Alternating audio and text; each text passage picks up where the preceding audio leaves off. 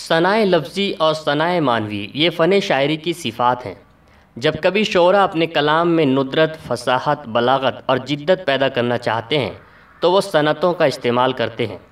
صنعت کی جمع صنائع ہے اور کسی چیز کے بنانے والے کو صانع کہتے ہیں، جبکہ صانع کے ہاتھوں بننے والی چیز کو مصنوع کہتے ہیں۔ اس ویڈیو میں ہم مشہور شعراء کرام کے خوبصورت اشعار کے ذریعے ثنائے معنوی کی ایک قسم صنعت مبالغہ، جس کے لغوی معنی حد سے بڑھنا کے ہیں، دیکھیں گے۔ اس لیے ہماری آپ سے گزارش ہے کہ ویڈیو کو آخر تک پورا ضرور دیکھیں۔ سینکڑوں اور بھی دنیا میں زبانیں ہیں، مگر جس پہ مرتی ہے فصاحت وہ زباں ہے اردو۔ یارو شب فراق میں رویا میں اس قدر، تھا چوتھے آسمان پر پانی کمر کمر۔ اس شعر کے ذریعے شاعر جدائی کے درد کی شدت کو اپنے الفاظ میں کچھ اس طرح بیان کرتے ہیں کہ یاروں میں اپنے محبوب کی جدائی میں اس کو یاد کر کے اس قدر رویا کہ میرے آنسو چوتھے آسمان تک پہنچ گئے۔ اس شعر میں شاعر نے اپنے رونے کو اور آنسوؤں کی مقدار کو اس درجہ بڑھا چڑھا کر پیش کیا ہے کہ حقیقتاً ایسا ہونا ممکن نہیں۔ تو جب کبھی شاعر اپنے کسی شعر میں کسی بات کو بیان کرنے کے لیے حد سے تجاوز کر جائے تو یہ کہا جائے گا کہ شاعر نے اس شعر میں صنعت مبالغہ کا استعمال کیا ہے۔ صنعت مبالغہ کی تعریف اور اس کے درجات۔ یوں تو لغت میں مبالغہ کے معنی حد سے بڑھنا کے آتا ہے، لیکن اردو ادب کی شعری اصطلاح میں مبالغہ سے مراد کسی شے، شخص یا کیفیت کا بیان، خواہ بطور تعریف ہو یا مذمت، اس درجہ کرنا کہ عموماً ذکر کی گئی حالت کا حقیقتاً ایسا ہونا محال ہو یا بعید از قیاس ہو۔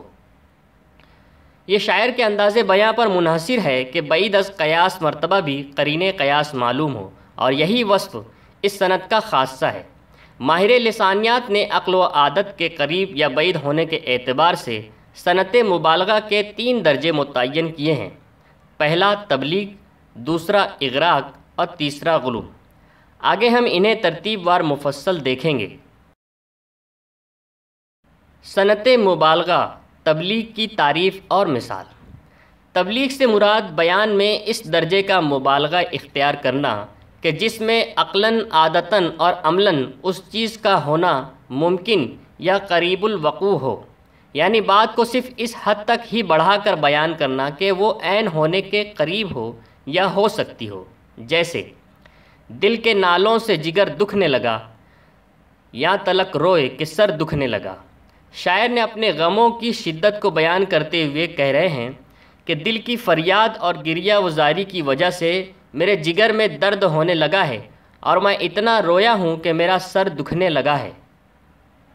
رونے کی وجہ سے سر میں درد کا ہونا یہ عقلاً و عملاً ممکن ہے، اس لیے یہ شعر صنعت مبالغہ کے پہلے درجے تبلیغ کی ایک بہترین مثال ہے۔ صنعت مبالغہ، تبلیغ کی دوسری مثال۔ وعدہ شام پہ کی ہم نے ابس جاگ کے صبح، وہ اسی وقت نہ آتے اگر آنا ہوتا۔ عاشق نے شام کو محبوب سے ملاقات کے وعدے پر خامخواہی انتظار میں رات بھر جاگ کر صبح کر دی۔ اسے یہ سوچنا چاہیے تھا کہ اگر محبوب کو آنا ہی ہوتا تو وہ اسی وقت نہ آ جاتا۔ رات بھر جاگ کر صبح کر دینا یہ عقلاً، عادتاً اور عملاً ہر اعتبار سے ممکن ہے، اس لیے یہ کہا جائے گا کہ یہ شعر بھی صنعت مبالغہ کے پہلے درجے تبلیغ کی ایک مثال ہے۔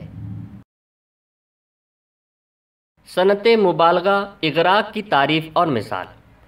صنعت مبالغہ کے اس دوسرے درجے اغراق سے مراد یہ ہے کہ کلام میں اس درجے کے مبالغے سے کام لینا جو بلحاظ عقل تو ممکن ہو لیکن عادتاً اور عملاً ممکن نہ ہو، جیسے گرگ نے دور عدل میں اس کے سیکھ لی راہ و رسم چوپانی۔ شاعر کہہ رہے ہیں کہ اس کے دور میں جب کہ ہر جگہ انصاف کا بول بالا تھا، بھیڑیے نے بھی بکریاں چرانے کی رسم و راہ یعنی حفاظت کا طریقہ سیکھ لیا ہے۔ یہ عقل کے لحاظ سے تو ہو سکتا ہے کہ بھیڑیا بکریوں کو نہ کھائے بلکہ اس کی حفاظت کرنے لگے، لیکن عادتاً اور عملاً یہ بات قرین قیاس نہیں، محال ہے، اس لیے یہ کہا جائے گا کہ یہ شعر اغراق کی ایک مثال ہے۔ گرگ یہ ایک جنگلی درندہ ہے جسے بھیڑیا بھی کہتے ہیں۔ صنعت مبالغہ اغراق کی دوسری مثال۔ تم سلامت رہو 1000 برس، ہر برس کے ہوں دن 50,000۔ شاعر اپنے محبوب کو دعا دیتے ہوئے کہہ رہے ہیں کہ تم ایسے 1000 برس تک سلامت رہو جس کے ہر برس کے دن 50,000 کے برابر ہوں۔ ایک تو 1000 برس کی دعا، اس میں یہ بات کہ سال کے 365 دن کے بجائے ایک سال کے 50,000 دن ہوں، یعنی اتنی لمبی عمر جینا قرین قیاس نہیں۔ اس کا مطلب یہ ہوا کہ عقلاً تو ایسا ہو سکتا ہے لیکن عادتاً اور عملاً ایسا ہونا ممکن نہیں۔ اس لیے یہ شعر صنعت مبالغہ کے دوسرے درجے اغراق کی ایک عمدہ مثال ہے۔ صنعت مبالغہ غلو کی تعریف اور مثال۔ صنعت مبالغہ کی اس تیسرے درجے غلو سے مراد یہ ہے کہ کلام میں اس انتہا درجے کے مبالغے سے کام لینا جو نہ تو بلحاظ عقل ممکن ہو اور نہ عادتاً و عملاً، یعنی مبالغے کی یہ انتہائی شکل ہے کہ جب کوئی بات عقلی و عملی کسی طور بھی ممکن نہ ہو، غلو کہلاتی ہے۔ جیسے کیا نزاکت ہے جو توڑا شاخ گل سے کوئی پھول، آتش گل سے پڑے چھالے تمہارے ہاتھ میں۔ شاعر اپنے محبوب سے کہہ رہے ہیں کہ جب آپ گلاب کی شاخ سے کوئی پھول توڑتے ہیں تو آپ کی نزاکت کا یہ عالم ہے کہ آپ کے ہاتھوں میں اس پھول کی گرمی سے چھالے پڑ جاتے ہیں۔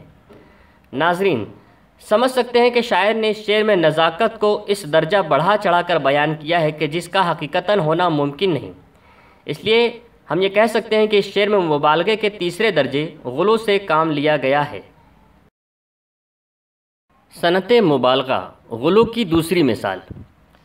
میرے اشک کبھی ہیں شامل یہ شراب ابل نہ جائے، میرا جام چھونے والے تیرا ہاتھ جل نہ جائے۔ شاعر کہہ رہے ہیں کہ اس شراب میں میرے اشک بھی شامل ہیں، اس لیے کہیں ایسا نہ ہو کہ میرے درد کی شدت سے شراب ابلنے لگے اور میرے جام کو چھونے سے تیرا ہاتھ جل جائے۔ یہ کیسے ممکن ہے کہ آنسوؤں کے شراب میں مل جانے سے اتنی حدت ہو کہ شراب ابلنے لگے اور ہاتھوں کو جلا دے؟ کیونکہ ایسا ہونا عقلاً، عادتاً اور عملاً تینوں لحاظ سے ممکن نہیں۔ اس لیے ہم یہ کہہ سکتے ہیں کہ یہ شعر صنعت مبالغہ کے تیسرے درجے غلو کی ایک بہترین مثال ہے۔ یاد رکھیں مبالغہ کلام کا حسن ہے، لیکن مبالغے میں افراط یعنی نظم و نثر میں کہی گئی بات کا ہونا محال و ناممکن ہو جائے تو یہ آئمہ فن کے نزدیک ایک عیب قبیح ہے جس کا نام انہوں نے اغراق و غلو رکھا ہے۔ مبالغہ اس وقت تک ہی حسن دیتا ہے جب تک اس میں امکان پایا جائے، اور جہاں مبالغہ کرنے کے بعد کوئی نقصہ کھنچ جاتا ہے وہ مبالغہ زیادہ تر پرلطف ہوتا ہے۔ بہت سے باشعور اور حساس اردو داں حضرات کے نزدیک غلو بیانے سے کام لینا ناپسندیدہ عمل ہے۔ مبالغے کے اس انتہائی درجے غلو کی مزید مثالیں ہم آگے دیکھتے ہیں۔ شب کو کسی کے خواب میں آیا نہ ہو کہیں، دکھتے ہیں آج اس بت نازک بدن کے پاؤں۔ شاعر کا محبوب چونکہ نازک بدن کا مالک ہے، اس لیے شاعر اپنے محبوب کے پیر دکھنے کی ایک وجہ یہ بتاتے ہیں کہ شاید وہ رات میں کسی کے پاس خواب میں گیا ہو۔ یہ شعر بھی صنعت مبالغہ کے تیسرے درجے غلو کی مثال ہے، کیونکہ شاعر اس شعر میں پیر میں درد کی وجہ خواب میں چل کر آنا بتا رہے ہیں جو کہ ممکن نہیں۔ بام پر جب بت کافر کا گزر ہوتا ہے، تارے چھپ جاتے ہیں شرمندہ قمر ہوتا ہے۔ بام کے معنی ہے چھت، تو شاعر اپنے محبوب کے حسن کا تذکرہ کچھ اس انداز سے کرتے ہیں کہ وہ بت کافر رات میں جب کبھی چھت پر آتا ہے تو تارے اسے دیکھ کر چھپ جاتے ہیں اور چاند اپنی خوبصورتی پر شرمندہ ہو جاتا ہے۔ یہ شعر بھی صنعت مبالغہ کے تیسرے درجے غلو کی مثال ہے، کیونکہ کسی کے چھت پر آنے جانے سے تارے چھپا نہیں کرتے اور نہ ہی چاند کی روشنی و خوبصورتی کا کسی انسانی چہرے سے مقابلہ کیا جا سکتا ہے۔ دست نازک سے اٹھایا نہ گیا بار ہینا، توڑا جو ایک پھول تو کلائی اتر گئی۔ شاعر کا کہنا ہے کہ محبوب کے ہاتھوں میں مہندی کے بار کو سنبھالنے کی بھی استطاعت نہیں ہے، کیونکہ اگر وہ کبھی پھول کو توڑے بھی تو اس کی کلائی اتر جاتی ہے۔ شعر میں سبھی آسان الفاظ استعمال کیے گئے ہیں، جس کی وجہ سے ہم اسے بآسانی سمجھ سکتے ہیں کہ شاعر محبوب کے ہاتھوں کی نزاکت کو خوب بڑھا چڑھا کر بیان کر رہے ہیں، جس کا حقیقتاً ہونا قرین قیاس نہیں۔ اس لیے یہ شعر صنعت مبالغہ کے تیسرے درجے غلو کی مثال ہے۔